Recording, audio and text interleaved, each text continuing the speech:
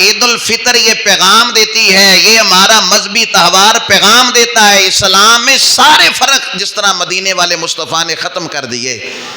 عید کی نماز پڑھنے والے مسلمان تم بھی غور کر، عید کی نماز پڑھنے کے بعد بھی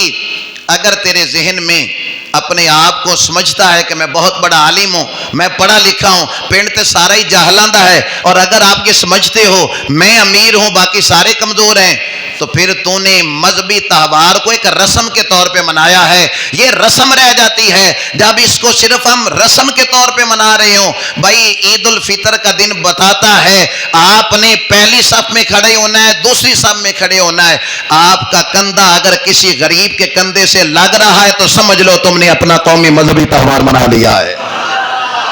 کہ جب صفیں بن جاتی ہیں عید الفطر کی نماز پڑھنے کے لیے، کوئی فرق تو نہیں نہ رکھا جاتا کہ امیراں دی صف پہلے ہوئے گی تے غریباں دی صف اس تو پیچھے ہوئے گی، یا جو پڑھے لکھے لوگ ہیں وہ آگے کھڑے ہوں، جو ان پڑھ ہیں وہ پیچھے کھڑے ہوں۔ ایسی کوئی تقسیم نہیں نہ ہوتی۔ عید الفطر کے دن عام روٹین کے اندر بھی نماز میں بھی ایسی کوئی تقسیم نہیں ہے۔